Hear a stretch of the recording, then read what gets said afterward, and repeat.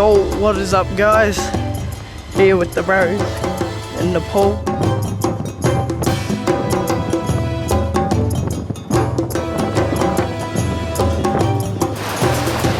Just about to meet up with the groups. As you can see, I'm in just a singlet because it's friggin' hot. 3, 2, 1. Sorry, but this country's really starting to fuck me off. Big time.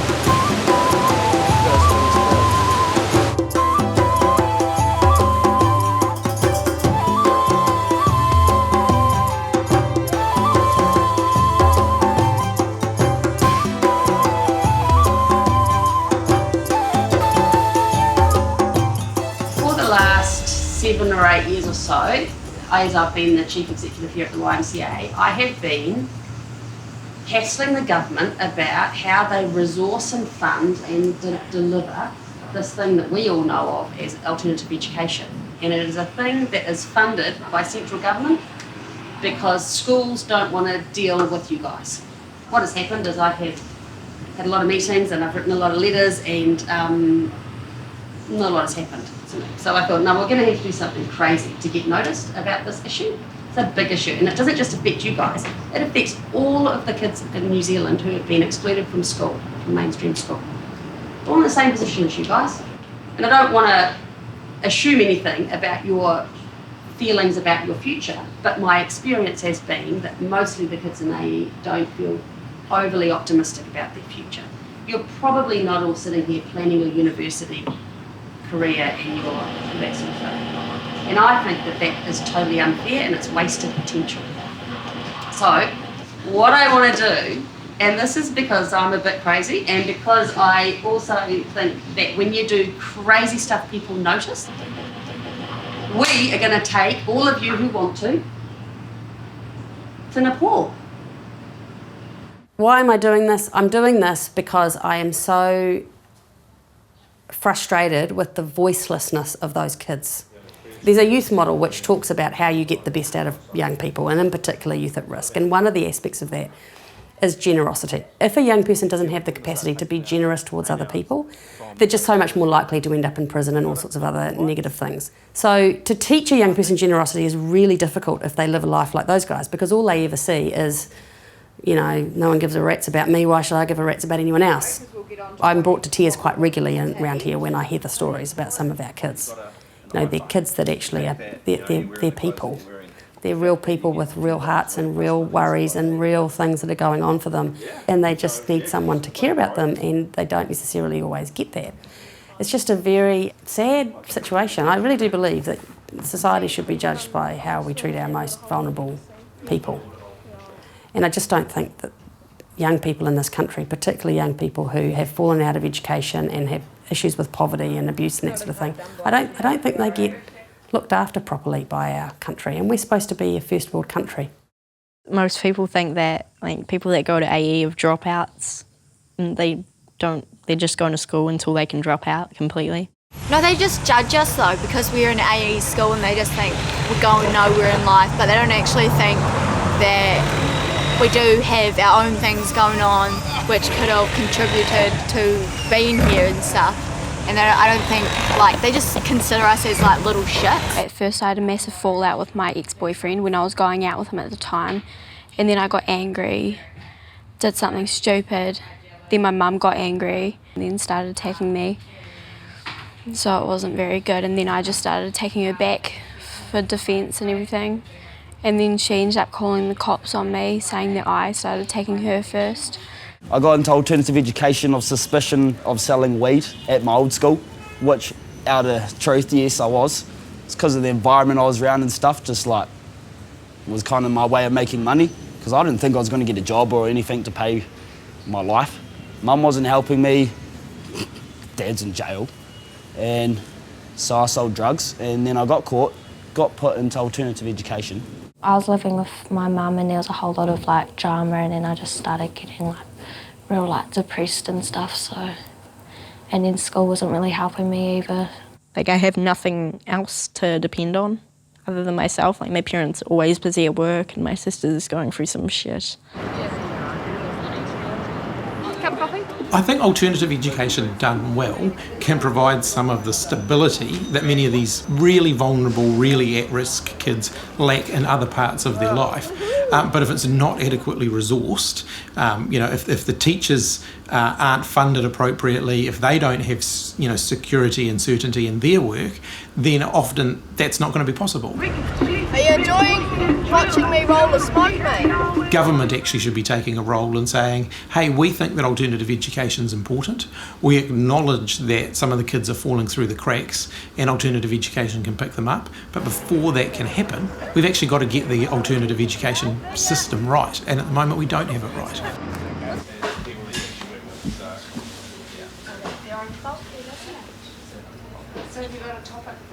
So a lot of things that I'm frustrated about is that the government do not recognise what we do. Another frustration is that we've been set up to, our kids have been set up to fail.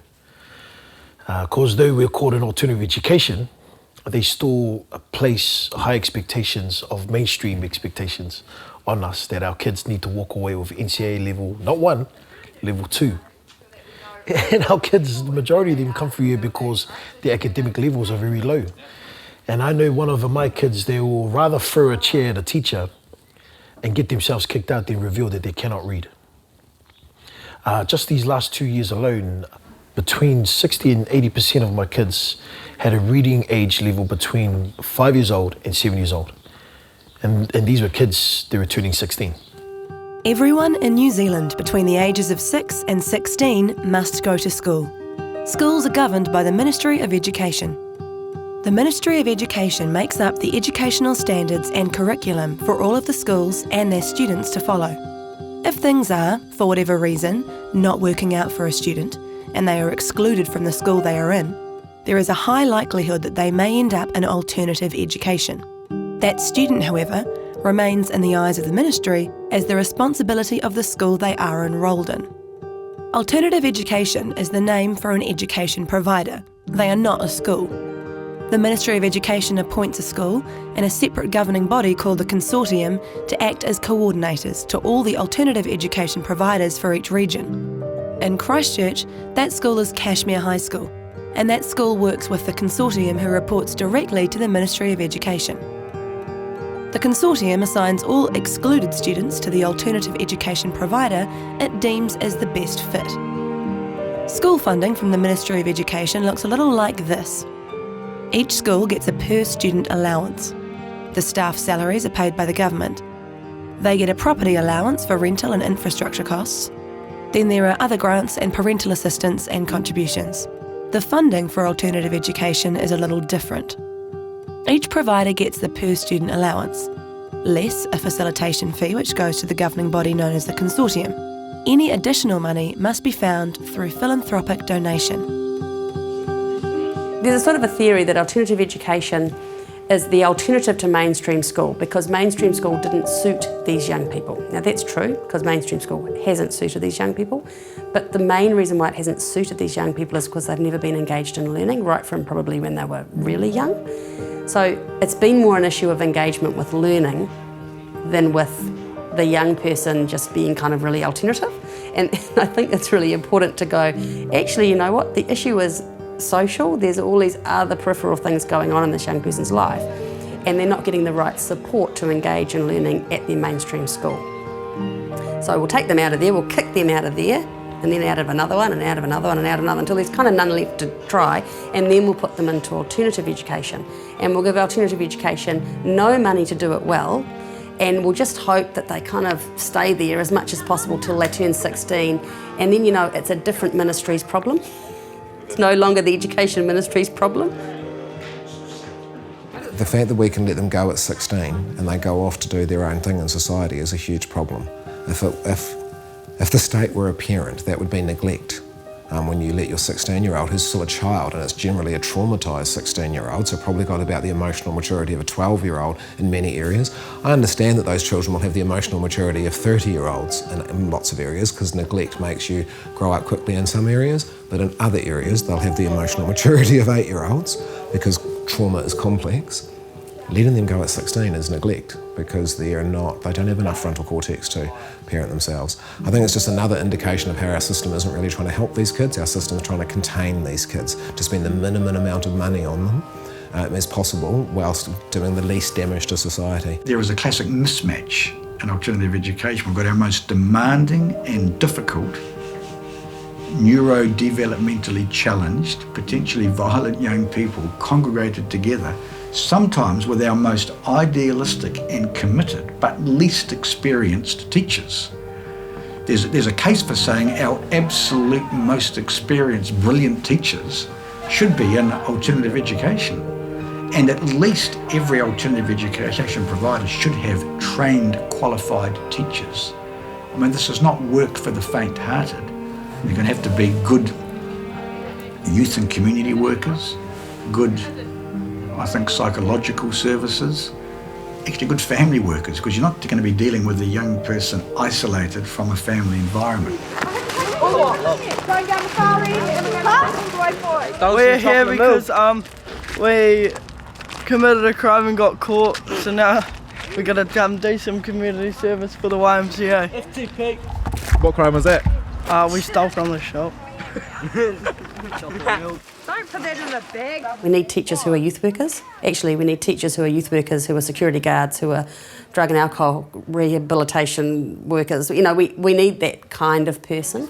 But we do need them to understand the concept of pedagogy and how to teach kids things. So anyway, a couple of years ago, I made the decision that we were going to always have a couple of trained teachers on our staff.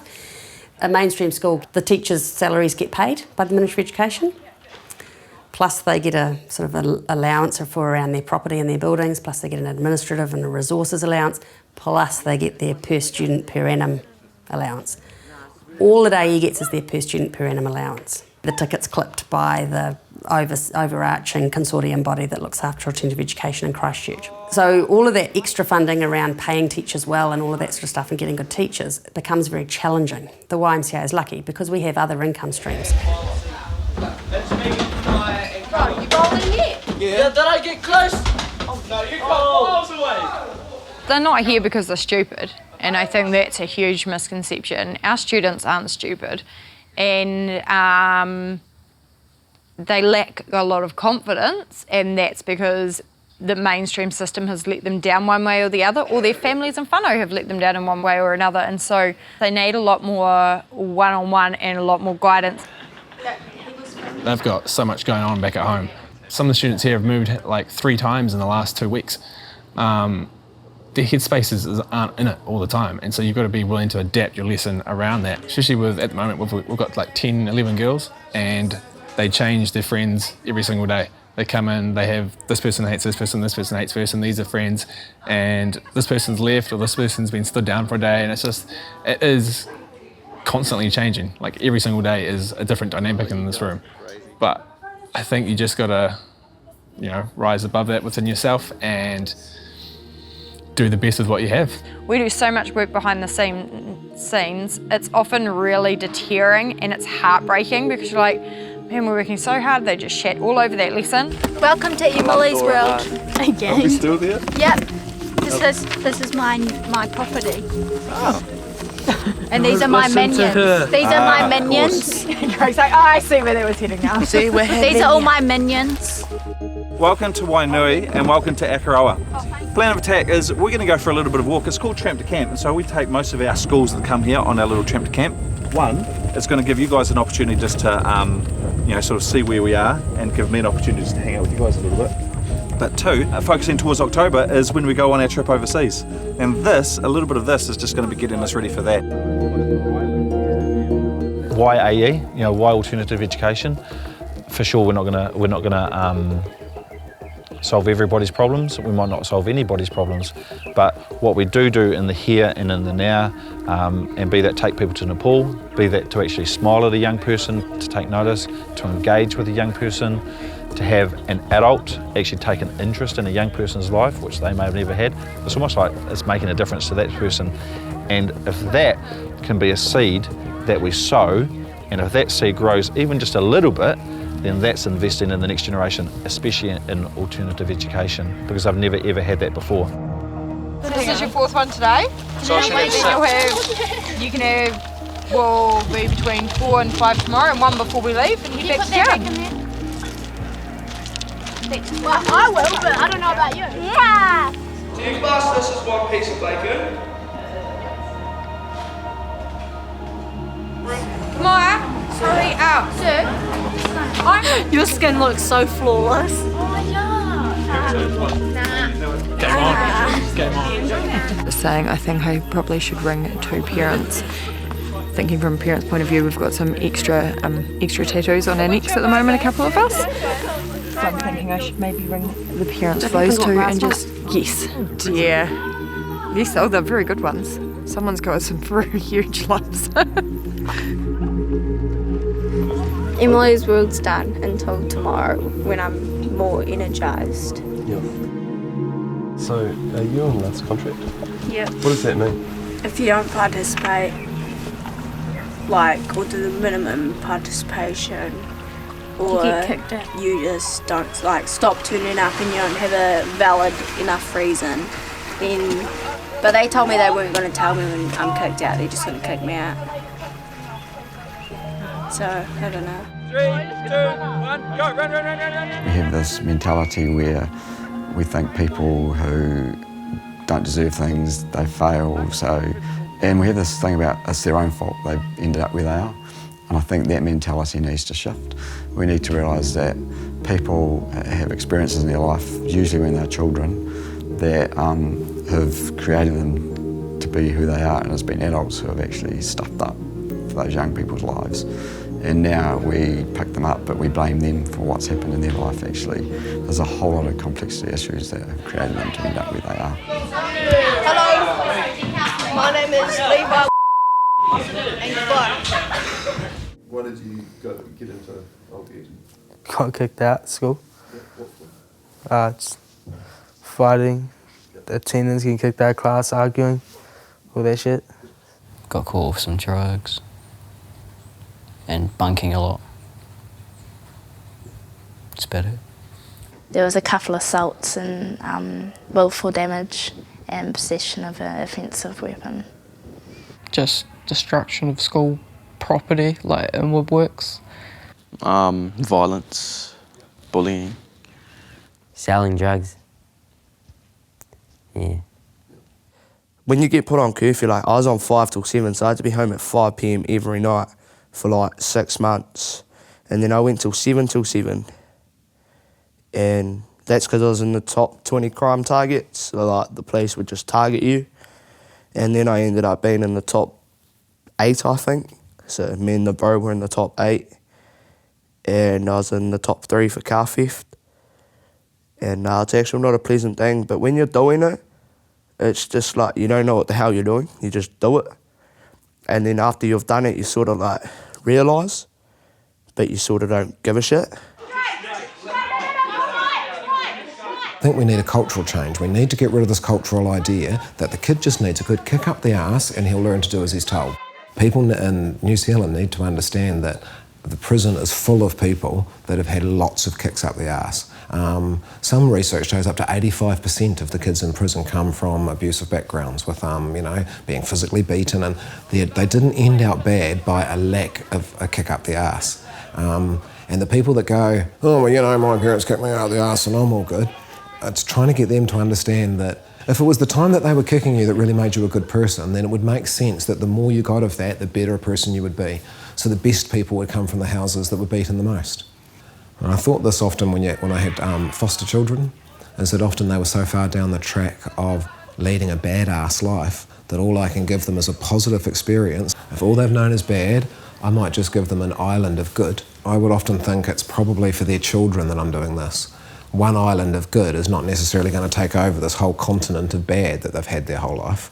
They're probably going to live on that continent, but now that they know there's this island of good, and I've been around long enough now to see that happening, they choose to raise their children on that island of good.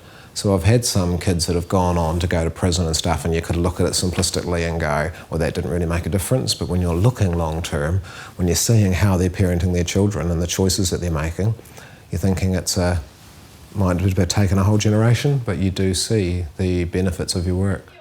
Research shows that if young people give generously and learn about the importance of giving and caring and compassion, they are protective factors that will develop resilience in those young people. And it's because not only will they impact the people that they go and help and support, the impact on their own lives will be huge.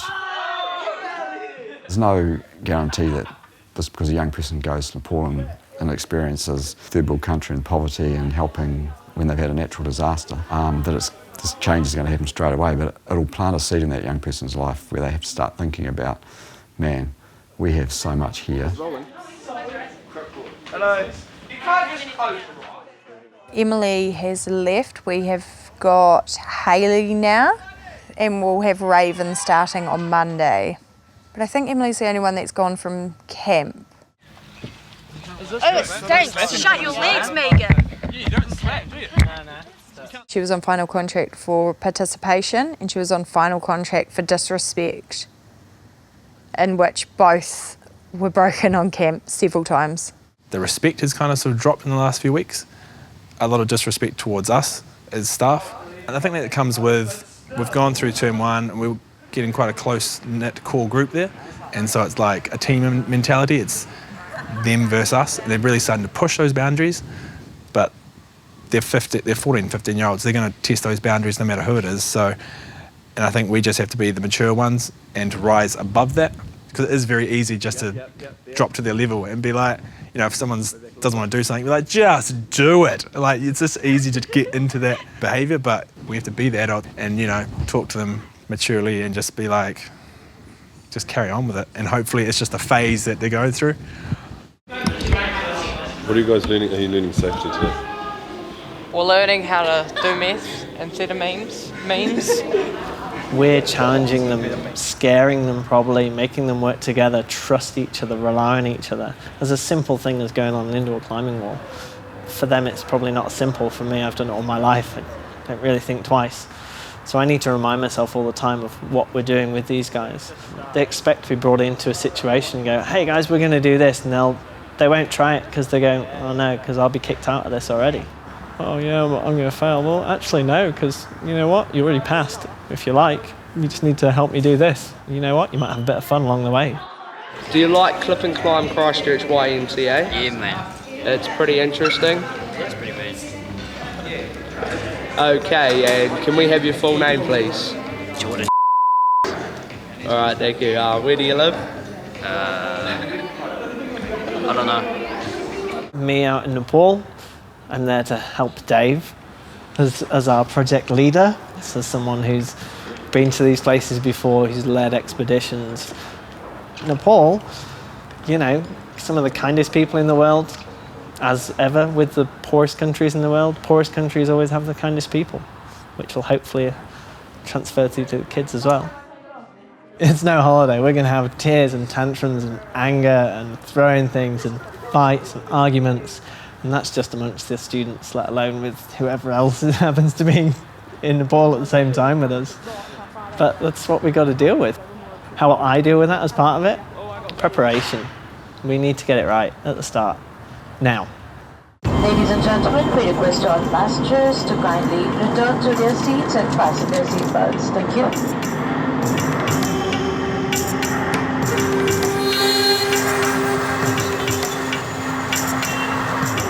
Been here for a little bit. I've been cruising out. I've gone for a decent walk. Quite dirty, so a lot of the roads, by our standards, a lot of the roads are dirt, and because of the earthquakes, there's still a little bit of just rubble and mud around and stuff like that. I didn't feel it all unsafe, didn't feel it all dangerous. Again, I'm just sort of putting lots of thought into how can we manage risks. But one of the things I think that was quite confronting is I had a couple of kids come up to me and just begging already. And it's, do you do something? Do you not do something? That's the real challenge. But they were coming up to me begging. I think as a group we're going to be really conspicuous. Just been to the school that Mukti works with. And behind me is a building that the YMCA has contributed to. So this school was hit by the earthquake. They were on another site. This is kind of like a temporary site. They'll be here for 10 years. All of these buildings that you can see here were constructed after the earthquakes. I'm thinking all sorts of things. I'm thinking, what do we need from Kathmandu? I think that we're going to need some backpacks. Shoes is probably a good thing. So kind of like these ones, if you can see them. But some walking type shoes. I know that some of the students might not actually like it, but I think it's going to be a bit of a good idea. Thinking safety management, you know, obviously getting all of us phones. I mean, all that sort of stuff I'm still thinking of, and it's just becoming, I guess, more and more and more apparent. So here we go. So the trip to Nepal. So this is flying into Nepal, and this for a lot of people it's just going to be something that's so different. You sort of fly down through the clouds, and then you start to fly across these green mountains. You know, they're sort of hills, but you know they're sort of big hills, and it's little pockets of houses and stuff like that. And then as you fly into Kathmandu, it just gets more and more and more and more congested with all these buildings and stuff like that. And you start to see, you know, the cars going around, and it's pretty cool. And Kathmandu have come and said, we want to sponsor you guys going over to Nepal. So what they're doing is they're giving every young person, so all of your kids, a backpack, a day bag, a sleeping bag, walking shoes, water bottle, rain jacket, down jacket, and a torch. And we're going to get them a hoodie and a couple of t-shirts to take over. All businesses and corporations and organisations, they all have an impact on their community. Some corporations realise that and do something about it. Some just carry on business as usual. But we want to embrace that place we already have in the community and enhance it with our community investment. So we already make products that help people go on adventures and go travelling. And we know that travel and adventure has a positive impact on the world. And so we can invest in that area and enhance that impact exponentially. So when I first read the application from Mike at YMCA, I could tell right away that they have a clear focus. The YMCA purpose is investing in the next generation. So really easy to get behind something like that that's got a clear path, core values supporting it, and clear purpose in the end. We're doing well. These guys are loving it, trying the kettle. Good morning in here. Having a good afternoon with these guys. Yeah, it's going pretty well.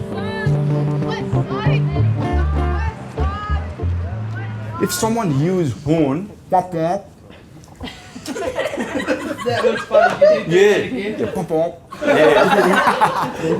Don't think someone is doing wrong. Like you think, you know, someone honks horn here, then you, okay, what is that? You know, you feel like that. That's a part of the traffic system.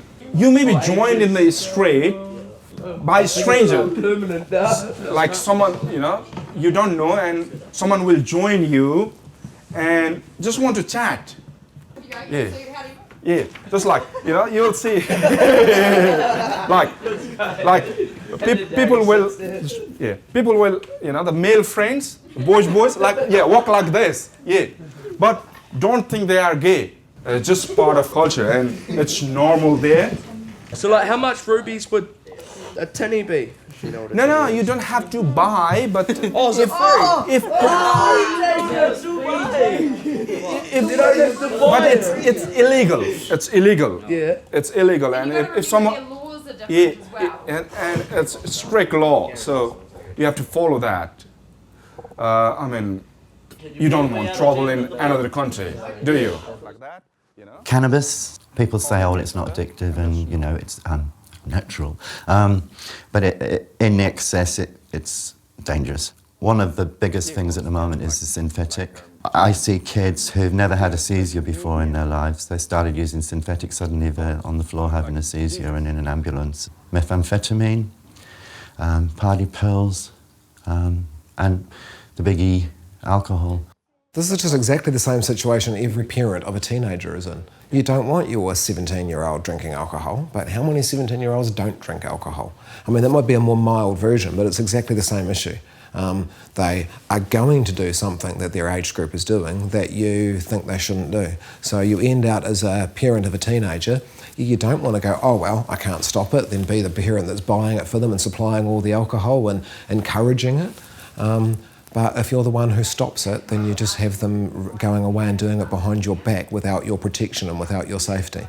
So I think you just have to suck it up like every parent of teenagers does and go, I don't like what you're doing, but I've got to be there to save your ass. So because I need to take the edges off it to stop, you're going to do stupid stuff, I've got to be there to stop you doing really stupid stuff.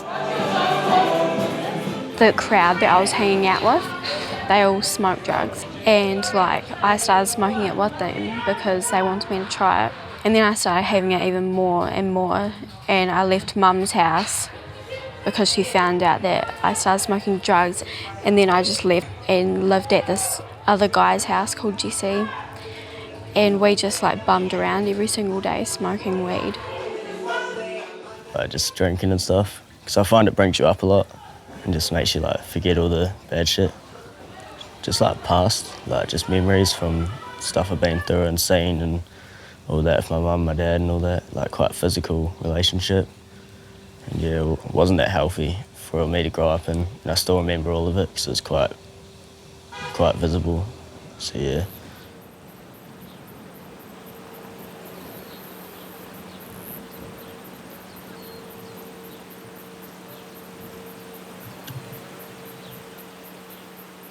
All of this week I'm going to meet with boards. I met with one last night. They were very positive.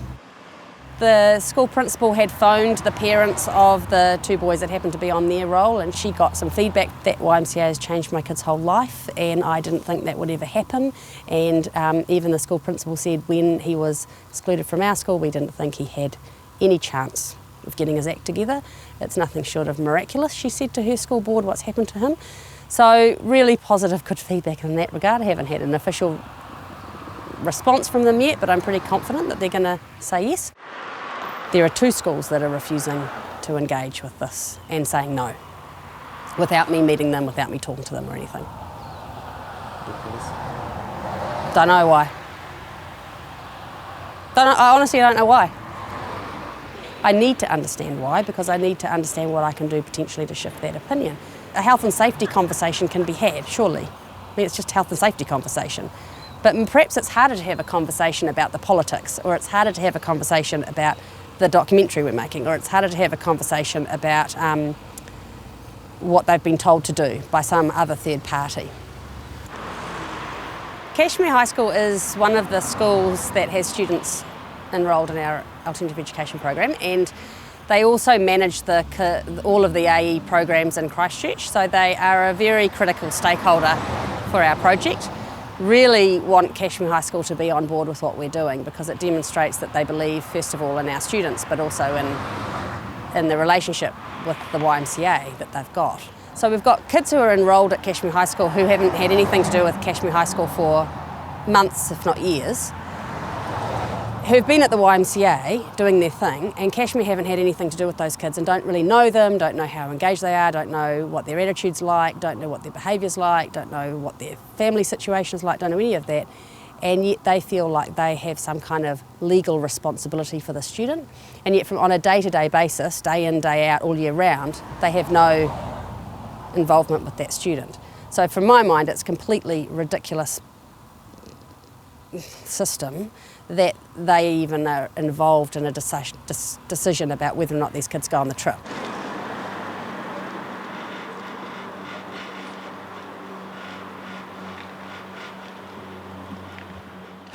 You might not have seen this map.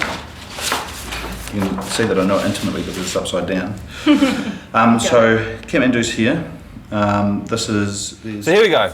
So latest email from Kathmandu, from the YMCA over there. It says, "Dear Dave, I've talked with the school principal and he said you need to buy all the necessary painting materials in Kathmandu itself before going to Koh-Sanabari. That's fine, I just don't know where to buy it from. That's okay, we'll nut that one out. Also, 27 people are too much to go there. There will be the army checking in 2 places, so minimise your group, 10 to 12, and take pictures from your mobile. Do not bring the film group. Everywhere you say tourist, otherwise you'll be in trouble. Never say we come here to help the school, communities, etc. Army or local authorities, seek authorities letter from Home Ministry. Sincerely, Mukti." I think that Mukti is just really nervous about us going over, and maybe it's a bigger thing than what he thought it was going to be. There are two phases of the projects. The first part of the project is the YMCA, and again, we're having some challenges with the YMCA and the school that they work with, just through, I think the YMCA is really nervous. But the school there is a small school, and it was affected by the earthquake. And so we're going to do some practical stuff. We are going to do some painting. We are going to do some sort of moving of rubble. We are going to do some building. So it's going to be hands-on, which is good. The second part is when we're working with the Rural Education and Environment Development organisation over there. We'll be doing things like activities. So we'll go into a school and we'll, for want of a better phrase, we'll be playing games, using soccer balls, using balls, using sports as a medium for these guys to deliver something to the young people. At this stage, apart from people that have dropped off on the way, everybody's coming. We've got 19 students, good to go. So yeah. Awesome. Well, we're going to Nepal in like a couple of hours, and that is just crazy. So we're just double checking everyone's kit at the moment. So all the students are essentially going through customs check with us right now, just to see if they've got anything they shouldn't have with them. That's the plan. What are we checking for? Bombs, knives, and guns. Gun in that bag. Better have a look. Oh, there's a bomb in that one. Gotta have a look at that one. Cut the tail off and we'll be out of here. Right, so today I'm vlogging with my best buddy Jackson. We're vlogging. It's going to be a different vlog today because we're actually off to Nepal, so it's going to be a good adventure for you. Different than yesterday's one we put up. And as you can, this might be blue. And if you haven't watched yesterday's vlog, then you can go watch it. It's right up here. It's up here in the link, in the description. In the description down below. I guess you're filming for it.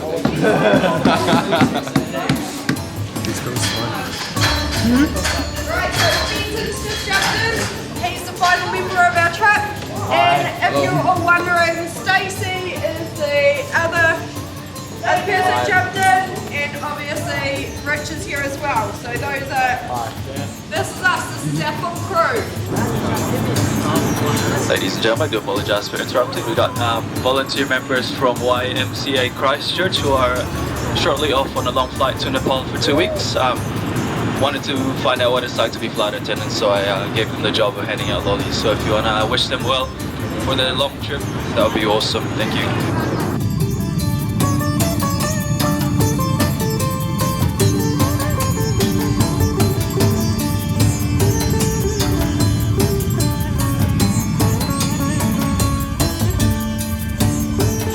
Finally in Nepal.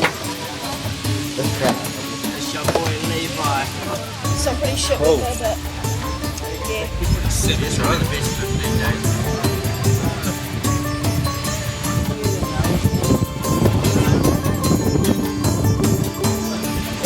Oh, hard. I forgot they toot here. I forgot they toot as a good thing here, like the topic of it. Beep beep. Oh.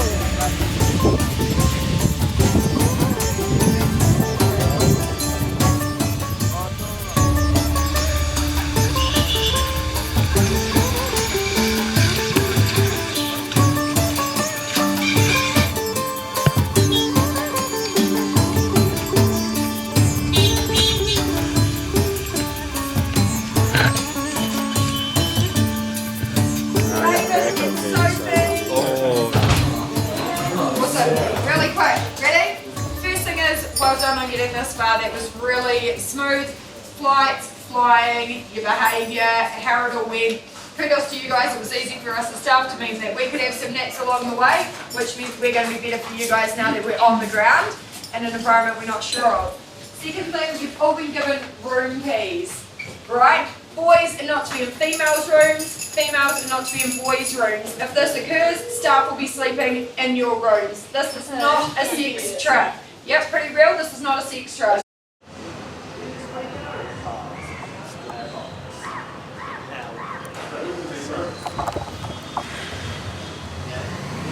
My first thing is there has been one wahine found in the Tane's room. Okay? What a mouldy company. So we will be changing that tonight. Okay? The rule was really simple. No girls in boys' rooms, no boys in girls' rooms. So unfortunately I found one girl in the boys' room. So tonight that young lady will be sharing with either Sonia and Stacey, and then one of them will be moving out. I was with Luther and we wanted a cigarette. So I went up to his room to grab a cigarette, and then we were in there, and then we realised that we couldn't really be bothered walking downstairs again, so we just lit up a cigarette because we were allowed to. And I don't know, and then Megan knocks on the door, but the other boys came in and they were just chilling. I stopped smoking after that, and then Megan knocks on the door and I'm like, shit. And so I hid behind the bed and lied down, hoping that she wouldn't come past, and then she walked past to open the window and she saw me and I'm like, hi, and then she just get out, and I'm like, oh. This is the only slot room? Oh wow, that's cool. Wow. It's going very well. Nirvana and Hayley are wanderers, so that's always interesting, and they're more than happy to be defiant and go their own way. Could make a song up about it, really. You could go your own way. Showing your age.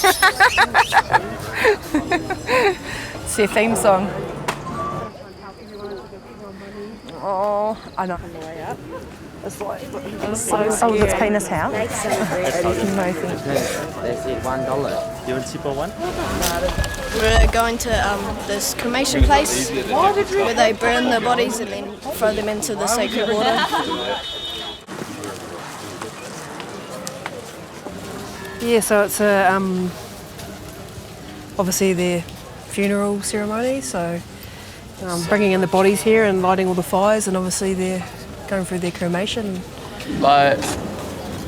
Watching someone get burnt while they're dead, watching their body burn on a fire, it's a bit different. It was real sad seeing the family cry and stuff, and it was I felt really rude being there because it was such a sad place, and if that was me and that was my funeral, I wouldn't really want randoms just watching me and taking photos. So how's it going anyway? First impressions, what do you reckon? I love it. It's such an adventure. That's why I like going on walks at night. Did you go for a walk last night? No way. Everyone around here is all about making their money, hustling.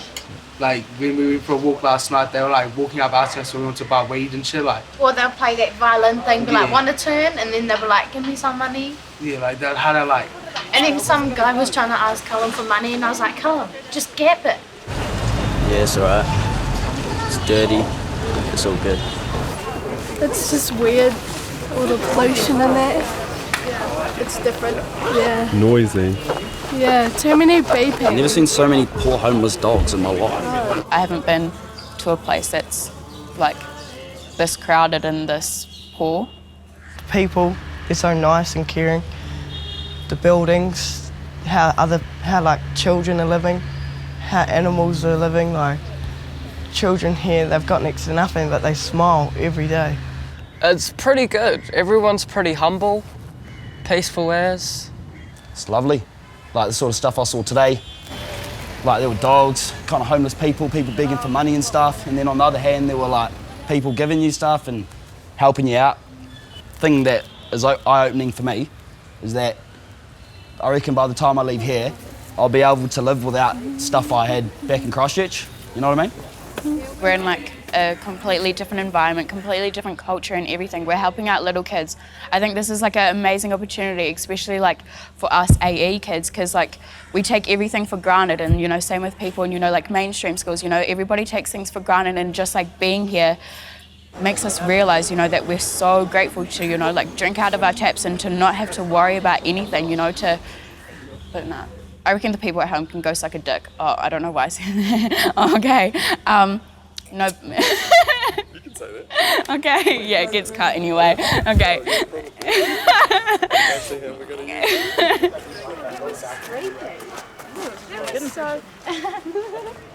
Want to smoke weed every day, and I'm gonna eat that pussy, period. Karma, pause. Hold the applause. So, she cheated on her boyfriend, and I have screenshot proof, and then she says that people are talking shit. I have proof! Actually, everyone's talking shit. So there was some shit going on last night. Has it settled down? No. Why not? I don't know. Because people talk shit. It's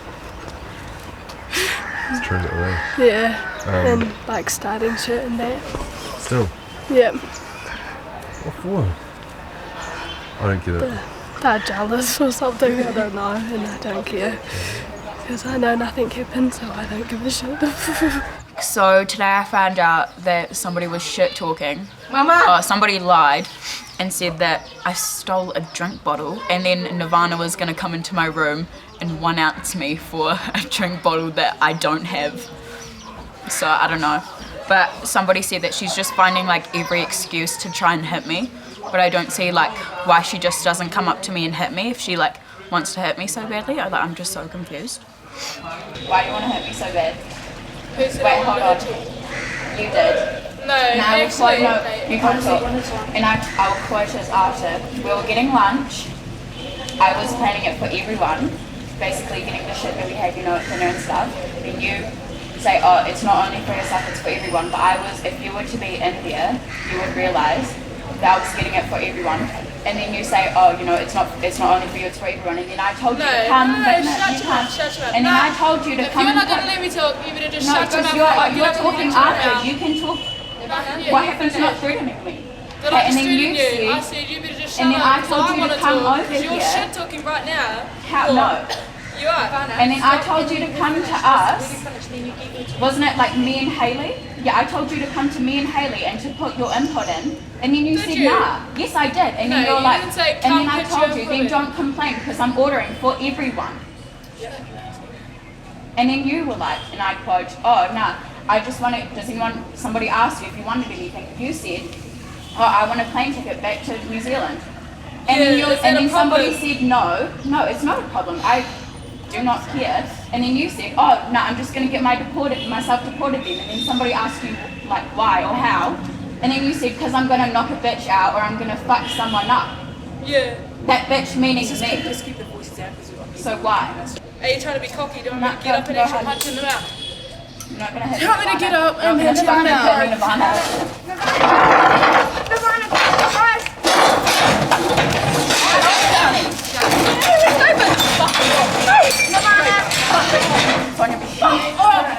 Sorry, fucking grab me.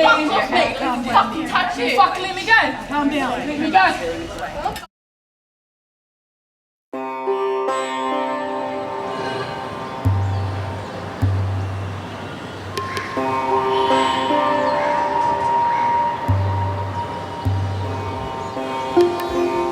This trip's been amazing for me. It's woken me up, yeah. I had no idea what the hell I was coming to. I had a perception and it was totally wrong. The military is my background, and we get wayward kids all the time. Tough kids, rough. You give them boundaries, you let them earn their keep and they thrive on it. Those rough, tough kids. Yeah, so day in, day out, they get a sense of pride. If you push them, then you drive them. I thought I was coming to that. This is totally the opposite. These kids are in Nepal and they're getting an experience, yeah. But something like this isn't going to kick in until 3 or 4 years down the track. When they finally get off the mum's tit and go out and fend for themselves. The world's going to smack them in the face. And someone like me is going to be there too. A lot of people like me. These kids don't actually realise that from the age of 1 right up to 18, Mum and Dad's job is to prep them for the world. So that at 18 you can kick them out of home and they can stand on their own 2 feet and take the world on their shoulders. What I see now at the age of 16, I see a tit in the mouth for some of these kids. For others, I see rough backgrounds where they've had to grow up real fast and mothers and fathers that haven't been there to help. How do you fix it? money, resources. Spend the money now, save it later. We can be crystal clear, this is a state obligation to provide the best education for those who can't cope in mainstream. I think at last count there was slightly over 1,800 places. That's got to be government funded. This isn't a space for well-meaning philanthropy and charity. This is a core state commitment directed where the social investment will have, if it's done well, will have big downstream payoff. So we've got to be crystal clear about that. The state can't abdicate responsibility in this area, and alternative education institutions, provided properly qualified with the right staff and with the right results being delivered, that should be funded by the state, not by cake stalls or raffles or additional help from philanthropic organisations. And I think we need to be quite sure about this. This isn't a type of also-ran education that we do on the cheap. This has got to be top quality, the best for the most demanding and difficult kids, because we owe it to them. Nothing else, nothing less than that is satisfactory. I don't understand why Treasury won't fund this, and apparently it's a Treasury decision. And to me, it's a no-brainer to put resourcing into New Zealand's most vulnerable.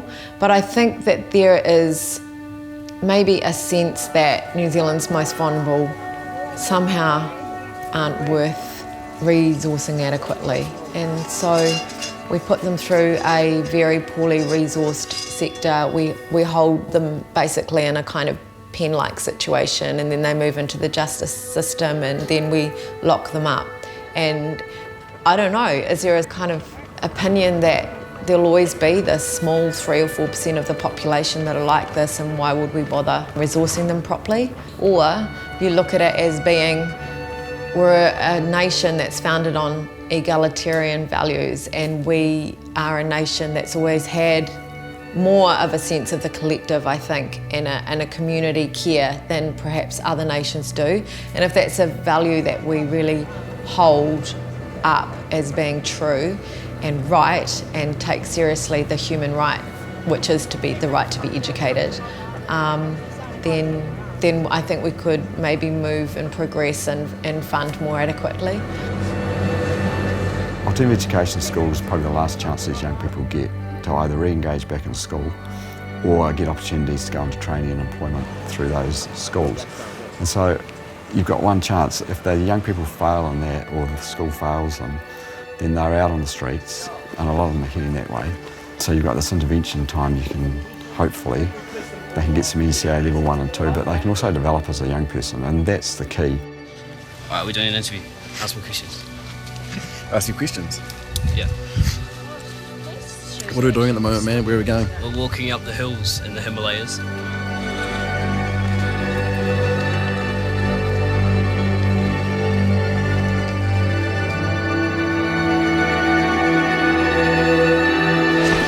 We made it, guys.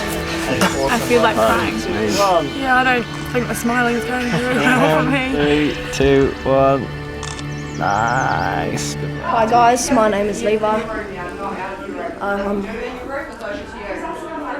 Pretty hyper. I don't know why, I just got heaps of energy. I feel sweaty as hell. Just gonna take my top off in front of the camera. And this is my hotel. Welcome to my crib. Let's go.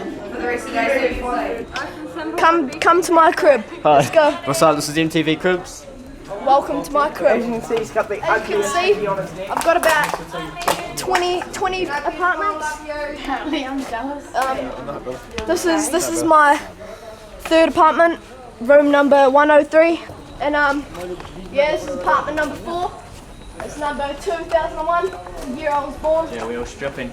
But this is number 202. This is number 202. Yeah. This is my real crib. See? I've got my TV, my phone charging, my bag that I've got to bring, and my charger. Got my water bottle. Yo, I'll take over this shit. Come on, man. You see out here, homie? We ain't got playing no pussy shit, Picked nigga. up some gangster You gears see- for my new nah, camera. You see, man? You see, come over here, man. You can check out my whips. You know I got me the new Rolex on and shit. You gotta So come put this over on here. the documentary, like, bruv. Fucking hell. Fucking hell, bro. But anyways, come over here, man. Got my fucking Rolex on. I've got my shoes, I got my charger, I got my phone, got my water bottle, got my bag. I got me tripod. I'm leaving. If you look over here, man, it's me wife. It's me wife over here. See you later. It's me wife. Bought her a new diamond necklace, man. Got me Rolex on. My Rolex. Just drinking straight water. So I'm always living, you know. Don't want to die at a young age, man, because I got a beautiful house.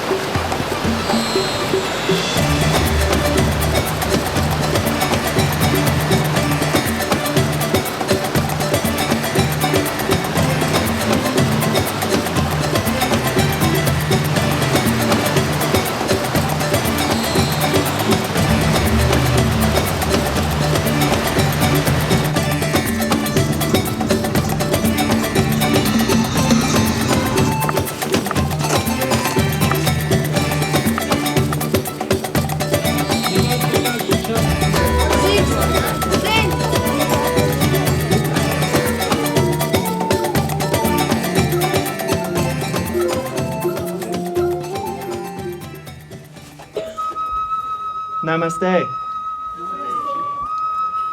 A big thank you for letting us come to your school and experience your school and how you learn. Let me translate myself. यहाँ आइपुग्न धेरै उहाँहरू खुसी हुनुहुन्छ अरे र यो उहाँहरूको दललाई धेरै धेरै धन्यवाद दिनुभएको छ यहाँ आइपुगेकोमा. We would like to share with you some games and have some fun, and hopefully we will learn and you will learn as well. हामी यहाँ केही मजा पनि गर्नेछौँ, केही गेमहरू खेल्नेछौँ र हामी पनि केही सिक्नेछौँ, भाइ बहिनीहरूले पनि केही सिक्नुहुन्छ हामीबाट. Our experience in Nepal has been amazing, and lastly, just once more, a big thank you for welcoming us so well to your school. So we are gonna play Simon Says. Simon Says. And what you have to do is whatever Simon says. So if I say Simon says put your hand in the air, you have to put your hands in the air. So put your hands in the air. सुन्यो Simon says भन्ने game खेलाउँदै हुन्छ है जस्तै Simon से है Simon says जे भन्नुहुन्छ त्यही अनुसारको हामीले चाहिँ उनीहरूले भने अनुसारको चाहिँ काम गर्नुपर्ने हुन्छ एउटा लाइनमा बसेर सबै वान लाइनमा एउटा लाइन बनाउँदा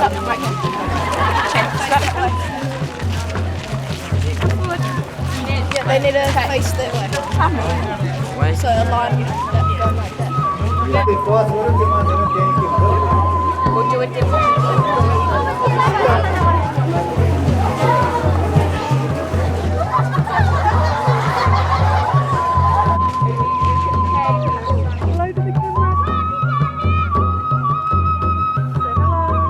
Everyone's in one big circle. What do you think? I love it, it's cool.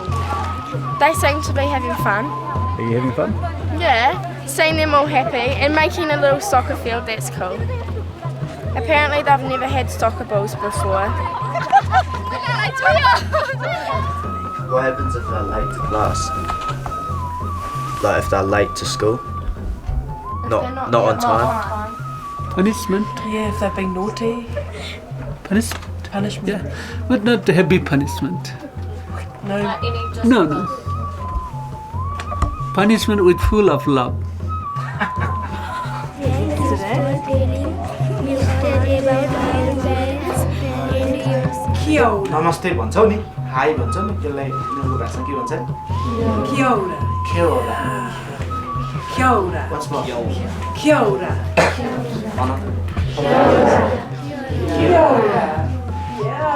It was awesome seeing the smiles on their faces when we were playing octopus and talking to stuff. both of us. I taught the teacher bees up. Yeah. Oh, he was like, what's this? And I was like, Yeah. yeah. It was pretty fat. Oosh. Get out of the camera.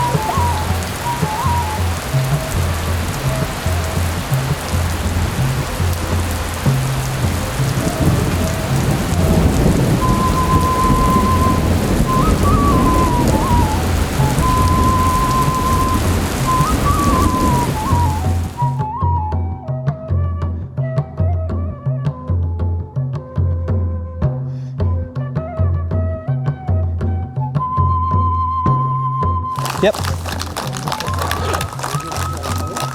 Thank you for letting us come to your school. Okay, we've travelled a long way to be here, and we would really like if we can maybe play some games and have some fun. You need to go around in a circle, going duck, duck, duck, duck. And if you want someone to chase you, you say goose. And then get up, and then he will get up, and we have to run. And then quickly sit where he was sitting. Go, go, go! Go, go, go! Hey!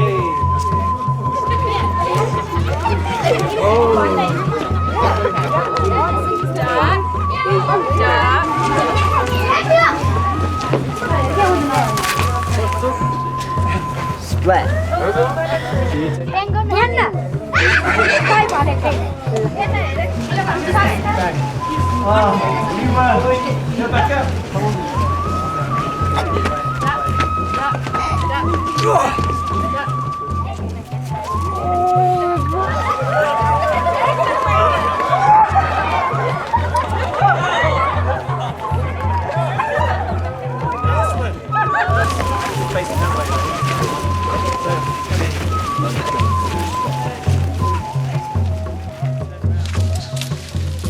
Just went to a school, played some games, gave them some gears, and yeah, now we're going all the way to that corner there with all those little villages, all past there, to Nelly, and that's where we're staying tonight, in a little shed.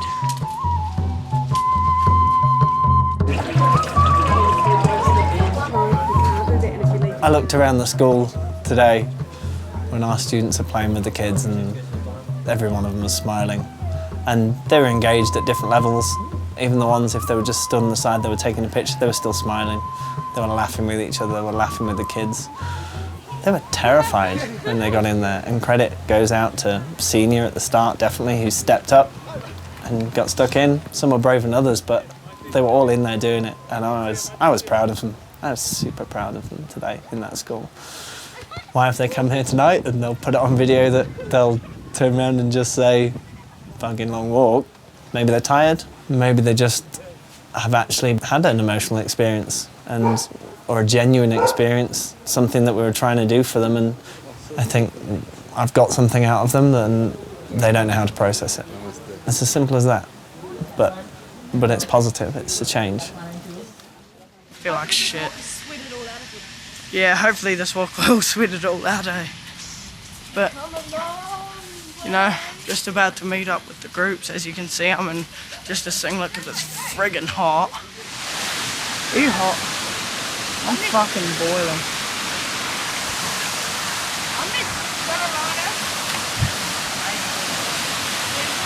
And now I need to take a piss. You really just can't get sick. This is fucking annoying.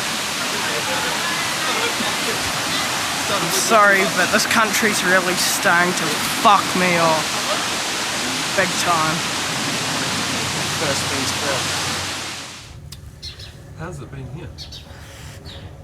In Nepal, I like it, but I hated it at the start. because I felt real homesick and I needed a bong. And yeah, but now I feel fine. Yeah. After you had your bong? No, I actually had a joint. What are you guys doing? Get the whole bush in it. Sweet, bro. This is marijuana on the side of the road, bro. What are you... Go, Ronan. Go, Ronan. Hurry up, man. Don't get all day. Wait, what are we doing? Did you get the whole plant? You got us in there. Oh, you're allowed to grow it if you're like, you know, from the pool. I don't think you are. No, you are. I asked the guy just there. Really? No. Yeah. Well, we're not from Nepal. It's illegal for us though, because we're foreigners.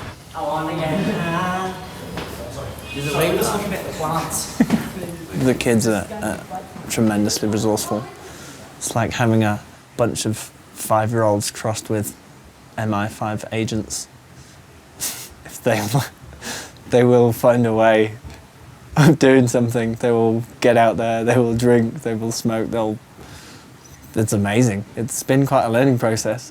Well, we're at the hotel, and actually the manager there that said that he owned the place, he was smoking what I thought was a cigarette, and I could see that there was no filter and that there was a carty. So he smoked half of it and he went, you know, like, do you want that? And I was like, you know, yep, because I do it back at home sometimes. So then I was like, sweet as. So he just put it on the table and I smoked the rest, and I was off my chops. And last night, there were room checks and there was a girl in my wardrobe, and her name is Sophie. And so the two tutors came in and they had a room check and they looked everywhere but the wardrobe. So yeah, so they went and looked and found nothing. And then Mike came up and he just knew she was in there, so he just came straight in, walked to the wardrobe, opened it, get out. It takes a special person to actually teach and work in this environment. It takes a person that's willing to be shat on, that's willing to be fucking ripped apart with words by these students violently. I sit here and I watch the staff and I can't understand how they do it.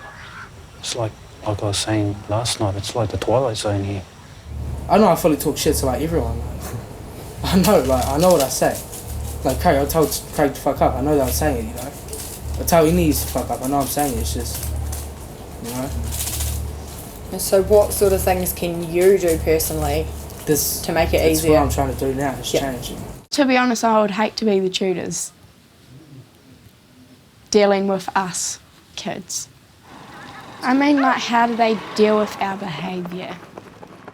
Some of my behaviours were a bit, like not proud. Like when I tried to smash Raven.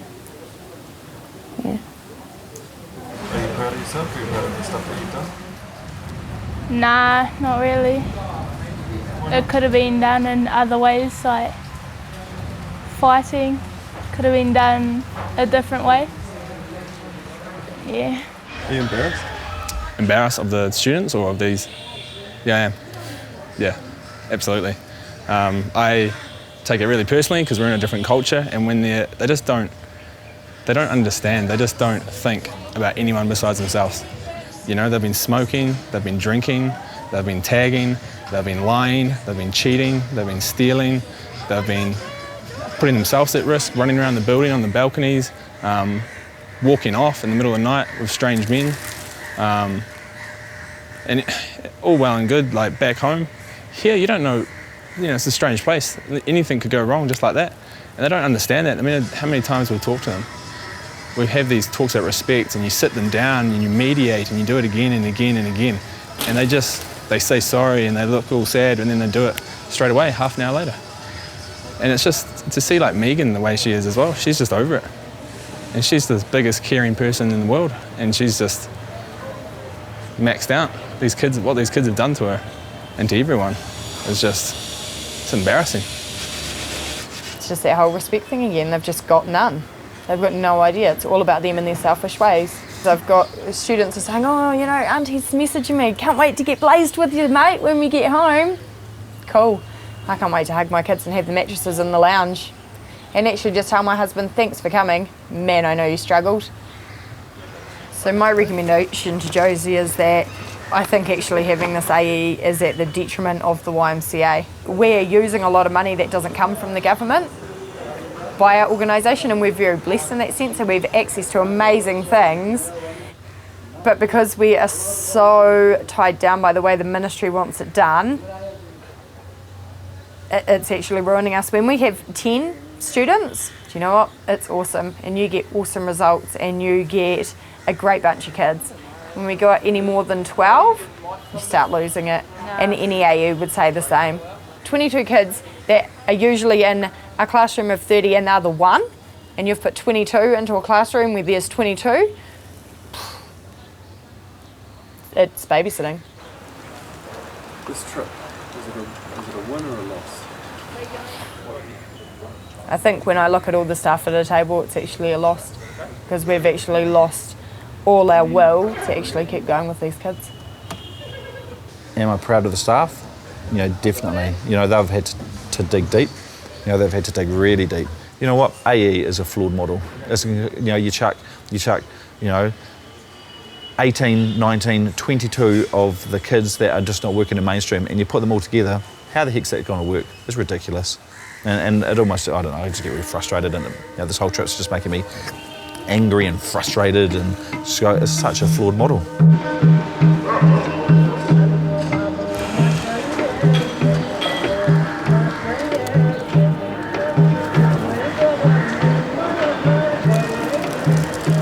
My mind before I came here was really messy, like a lot more messier than it is. Like, and when I say my head's messy, I mean like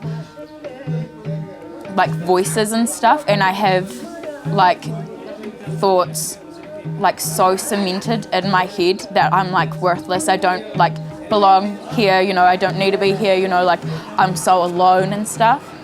But I don't know, just being here and being around like the certain people, especially Megan, I love Megan, I was about to swear. And it just makes me like realise that, you know, like there are people, you know, out there, you know, like for me and stuff, and then I'm gonna like try hard, so I'm real grateful for that. The YMCA has done a lot for me, and they've probably changed my life ever since I started there, because I was I wasn't really happy with my life when I was at school. But now that I've come here, I'm just real positive and love life and everything. It's awesome.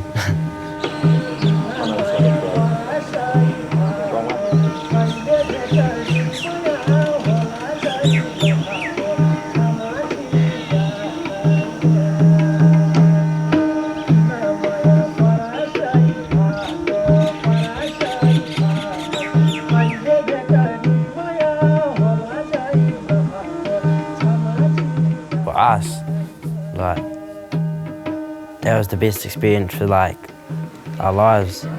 Like, we're never ever gonna go back to Nepal ever again.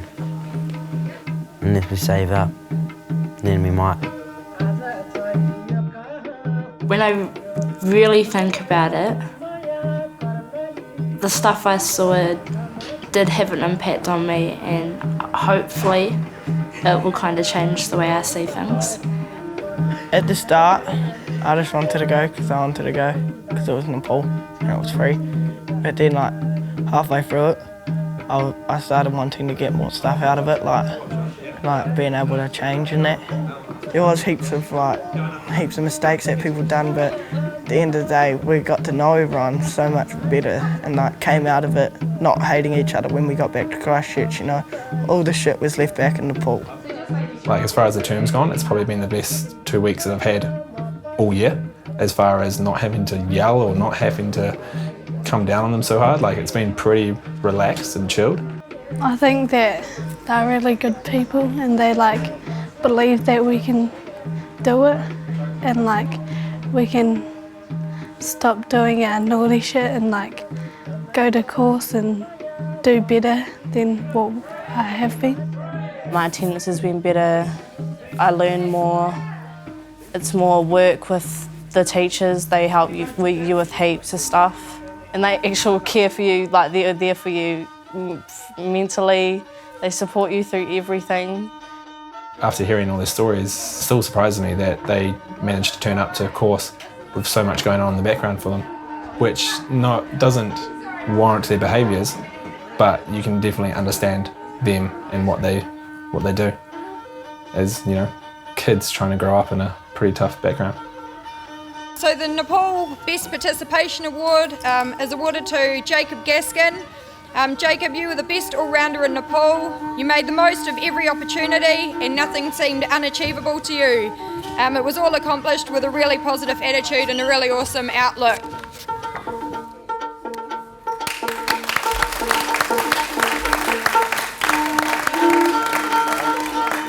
Namaste and good afternoon.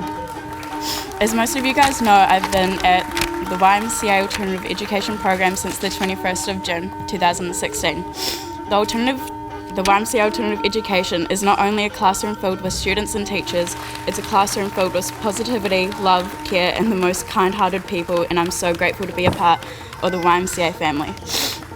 I'm not standing here today to talk to you guys about how amazing the YMCA is. I'm here to talk to you guys about the most spiritual, culture uplifting and once in a lifetime opportunity that me and 29 other people had experienced. I'm sure I speak for most people when I say that going to Nepal was a once in a lifetime opportunity. Yes, I or you could go there again, but it wouldn't be the same. We wouldn't have experienced the same things that we did when we went over there as a group. Going to Nepal has changed the way I look at things, as it did for many. It sure was rough, more for the teachers than the students, but we all made it back and alive. There were definitely some life-risking moments when we had to take a 19-hour bus ride to Salary, and what they would call roads over there on the side of the mountains were covered in absolute pure mud. And there were a lot of moments where our two back wheels were hanging off the edge. The bus would rock backwards and forwards, up and down, and I was unsure if we were going to make it to the other side. And then there was a World Peace Pagoda that we had to walk up. Proud, exhausting and fulfilling are the three words that I have chosen to let you guys at least get a feel of it. Someone vomited, had a panic attack, get stung by hornets 7 times, and there were many, many tears. But the view that we all got to see made it all worth every step. I know it wasn't easy for you guys to organise the trip, especially from the lack of the support that you guys should have had, but I truly will never forget going to Nepal. I mean, like, who could? You'd be walking down the street and every 5th man that you'd passed would ask you, and I quote, if you wanted sticky weed. But in all seriousness, I would like to personally thank Megan, Josie, Dave, Sonia and Craig for the extra amount of effort that they put in to make sure that I went to Nepal and for helping me through my darkest moments. We would say that the YMCA is like a family, but this just proves it. They visited me when I wasn't able to attend school, they dropped schoolwork in for me to do, and most importantly, you guys fought so freaking hard for what was best for me, and no words could ever come near to explain how grateful I am to have you, like, such amazing people in my lives. So thank you. Thank you for fighting for me and for every other student that needed to be fought for. I love you guys, and thanks for listening.